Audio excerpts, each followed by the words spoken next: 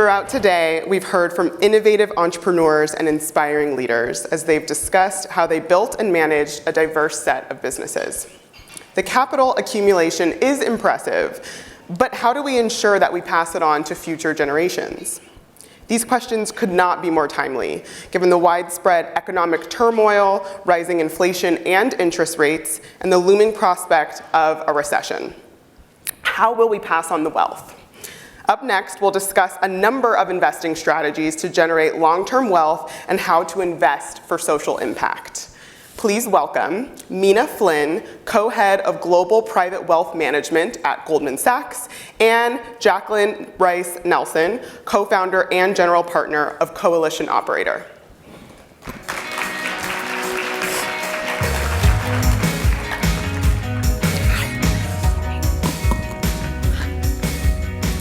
Welcome, welcome. Hi, Meena. Hi, Jaclyn. How are you guys doing? Doing great. So good. I'm glad to hang out with you guys. 100%. So let's cut straight to the chase. I'm sure everyone here has been looking at their investment accounts over the last few weeks and months and crying. At least I certainly have. What opportunity are we facing right now given the current market climate? And therefore, how should we all behave in terms of wealth creation? Maybe we can start with you. Sure. Yes, all of us have been crying because I think the only things that have worked in this market over the last year are carbs and carbon. Yes. So energy and agriculture. And despite usually where equity markets and fixed income act inversely, it's been a year where both equities and fixed income have declined and have declined materially.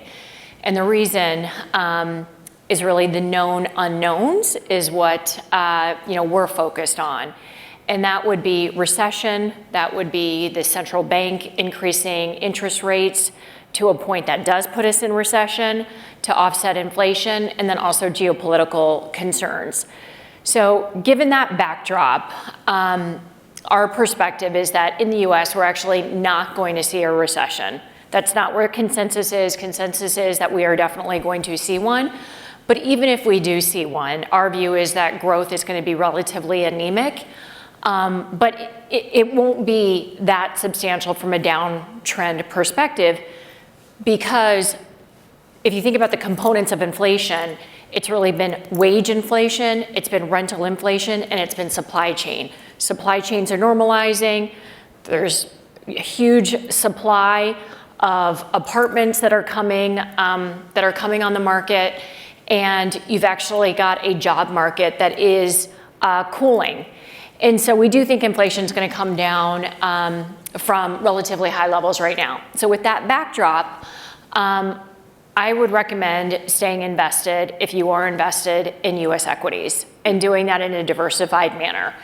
And the reason why is because most of clients, despite the move that we've had this year, most of our clients are still sitting on gains, as I would assume many of you are if you have been investing for quite some time. And there's really a significant after-tax consequence of selling. It's also impossible to time markets. And so let me just give you a stat on that. If you were invested in the equity market, the S&P, for the last 5 years, the market would have returned roughly 12% per year, 12% per year. If you were out of the market on the 50 best days, you would have earned negative 15%. And so whether we do a recession, we don't do a recession, if you are in a diversified US-focused portfolio, we recommend staying invested. For incremental capital, I think fixed income is finally attractive. You finally have an alternative from a risk perspective, and so high-grade fixed income. If you have the opportunity to do alternative investments and invest in a company such as Jackie's, I would make those investments. And then also from an equity perspective, take a 6 to 18 month approach and add exposure to the markets relatively systematically over that time period. The more risk conscious you are, make that over a longer time period. The less risk averse you are, do that over a shorter time period. Wow. Sorry, guys. I love you already because first of all, you already told me there's not a recession, and now you're getting me investors. So this is the best panel ever. I think, first of all, that's amazing news. And I think the way I've kind of thought about things is similar in the sense that there's a portfolio that you're optimizing. And I think what you're guiding on is how to optimize with your cash, which is amazing. Hopefully many of us have a lot of that. And then in addition, the other two assets that you definitely have are your time and your expertise.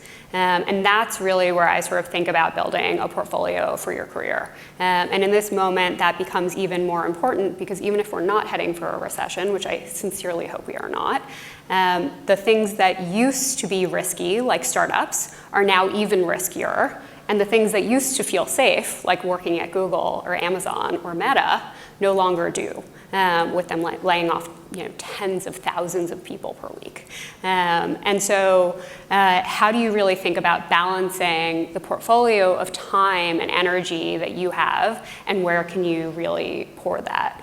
And this is how I manage my career as well. I am the co-founder and CEO of a company called Tribe AI. We are a network of top machine learning engineers and data scientists. You can kind of think of it as a kind of talent agency or matchmaker for top AI talent to companies who really need this type of talent.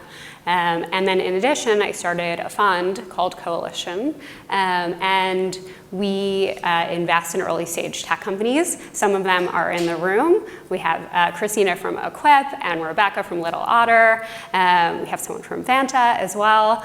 So really, really cool companies. But then in addition, we've built this model to get women onto cap tables of top venture-backed companies at scale. And the reason I believe this really matters is because while this is not a tech-centric thing, there is, and I really believe there will continue to be, dramatic wealth creation opportunities happening in tech over the next generations.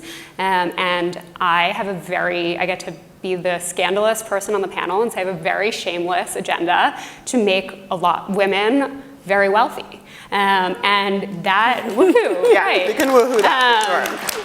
And that is not always happening today. So if you look at recent acquisitions and exits, companies like Figma that sold for $20 billion, I see nodding heads already to Adobe, there wasn't one woman on the cap table. Yeah, gasp. So that doesn't mean that there were no women who benefited from that, but my gosh, there are so many people who became exorbitantly wealthy, and a very small percentage of those are going to be women. And so this is the thing that at Coalition we really want to change. We are only going to be one piece of the problem, but starting to think about how you can spend your time kind of in fractional ways and lend your expertise in exchange for equity is really, I think, where I've been focused. I want to double down on this point because, as you mentioned, women are poised to control more assets than ever before in the coming years. What about this moment is unique in particular to the female investor base? How should the female investor base really be thinking about having access to these types of opportunities, thinking about their own portfolios and our own portfolios and risk assessments of wealth generation? Sure. So just in terms of females controlling more wealth, we anticipate the amount of wealth that females are going to manage to double into 2030. And so roughly right now, women control a third of US household wealth. We think that's gonna, again, more than double. Why is that? One is you have aging baby boomers. The first, women tend to marry 5 years older and they tend to outlive men by 2 years. And so the first wealth transition goes from the patriarch to the matriarch. Second, you have more women that are making decisions for their household, financial decisions. And third, just as Jackie mentioned, you have more women making money. So those are the reasons why women are gonna be controlling more assets going forward. The first thing I would say is just don't be passive about it. If your name is on that statement, that financial statement, get involved, ask the questions. And that's what I found that I've really enjoyed when working with our female clients is that they are not ashamed to ask anything. And it's also, I would say that they're not necessarily more risk averse. Like I think sometimes women get tagged with being more risk averse. They're just really more risk aware. And in terms of how they, if I was qualitatively going to say what is a different investing trend of women versus men, I would say that women really want to invest to propel their communities further. And so if you think about ESG, it's really the S is where I found most of our female clients focused. How can I help, from a housing affordability, from an education perspective, how can I help propel markets, communities, et cetera, forward and make money at the same time? And in many ways, they are giving their money from a philanthropic perspective in the same way they're investing, and you no longer need suboptimal returns when you're investing in this fashion. It's really interesting. I even just start with trends across people. The reality is that people tend to invest in their networks. It's just easier. Who do you know? Who's next to you? Who's sort of telling you about whatever it is, whether it's crypto, hopefully not FTX. You're sort of learning from the people around you, and for better and largely for worse, people tend to spend time in homogenous groups. And so that means that they end up investing in people who look a lot like them. Now, that has been a problem historically when the people who have largely been check writers or founders that have gotten funding have been men. Or angel investors, so people who make money from companies like Figma, then go on to pour that money back into the ecosystem into people who look like them. Now, the thing I get really excited about is that the people who are amassing wealth are changing. And so now we get to pour that money back into people who look like us, who look like people in this room, and support the next generation of female entrepreneurs, of GPs at venture funds, of executives of large Fortune 500 companies. We saw many of them today and over the past few days. And I think that that is why this is a really exciting moment and tipping point. And that to me is why wealth matters. It's because then we can pour it into communities and fuel a future that we all believe in and want to see. When I just look at Coalition as a microcosm of that, there are 4 of us. We are all founders and operators ourselves. We are all women. And we have no explicit charter or mandate to invest in women. But our goal is truly just to generate as much financial return as we can. So we are just a pure investment venture fund. And yet, when we pulled the numbers, we saw that 68% of the founding teams we invested in had a woman or person of color on the founding team. And so it's just to highlight that there are incredible opportunities out there to generate huge return and also, invest in the S, which is communities of people who can go on to do incredible things. Any questions from the audience? Right there, yeah. Hey there, Whitney Magnuson. I have seen some research saying that millennials and now Gen Z following are largely trying to retire at earlier ages than ever, early retirement being a key motivator. Now, some of that might be kind of wishful thinking at some points, but what advice would you have that may differ from kind of traditional portfolio management or things for individuals who are trying to pursue something other than a 40-year working lifetime? So I'm happy to start. So I'd first say save and invest as much as possible. And as I said, stay invested as well. And let me just expand on that a little bit. What do we see as being the worst wealth destructor? It's a permanent loss in somebody's portfolio. How do you get a permanent loss? You get a permanent loss because you're too conservative and you can't keep up with inflation. So your whole portfolio is in bonds. That is not going to help you retire. On the other end of the spectrum, you are invested in a very concentrated position that, as you know, some work very well, some have idiosyncratic experiences, or you are in a portfolio where when you do look at it, you can't sleep and you sell at the wrong time, right? Or you take on leverage, whatever it might be. So how can I save as much as I can right now to invest and have those compounding returns in a way that is diversified and has a growth aspect to it, is not too conservative, that allows me to sleep well and grow that over time. So I think Meena is going to be the true expert here. I might just take this in a slightly different twist, which is that prior to the panel, we were chatting, what if we had life-changing outcomes? What would we do in our lives? We got deep before the panel. And I think we both kind of came to, we actually love what we're doing. We would probably be doing the same things. We just might be doing a little less of it, or like a lot less of it, and having a little bit more time, freedom, flexibility. And so I sort of share that as an alternative because there now are so many more ways to work on a fractional basis, work sort of not just in traditional part-time, which means you work full-time and get paid for part-time, but actually like really work for designated amounts of time and get paid really, really well for your expertise rather than your time, for the value you create and produce. And this is very much what I sort of focus on at Tribe for data scientists and engineers, but there are many other ways to do this, and that might not be the sort of like laying on the beach retirement that everyone has in mind, but I think finding ways to have a little bit of the best of both worlds is probably a little bit more where I orient. I want to go back to this concept of risk and how to really think about risk averse versus risk aware. What might prevent folks from ultimately facing their wealth generation or preservation goals? And how should folks consider risk? What's your advice in terms of how people should really think about that? So I think about it again as a permanent loss, and you don't want to experience a permanent loss. And so you need to have a portfolio that is diversified enough that will outpace inflation. And by the way, inflation for this room is not the CPI.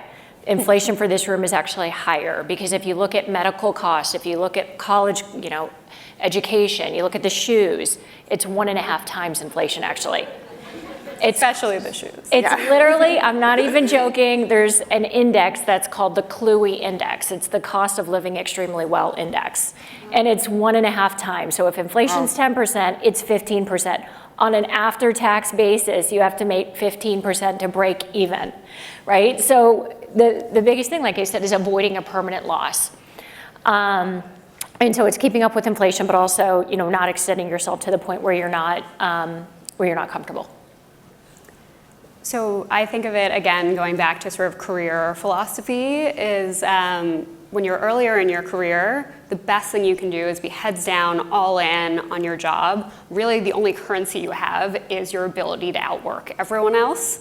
When you get more senior, it's actually quite the opposite. It's why we're all here. You get tremendous benefit from looking up, from getting more perspectives, experience across a range of industries, companies, just different exposure to groups of people and ideas. And I think one of the biggest risks for women is staying heads down as you get to these more senior levels or trying to really break into these more senior levels. Deb Liu of Ancestry spoke about how Sheryl Sandberg opened the door to board positions for her, and how that overnight changed roles she was eligible for.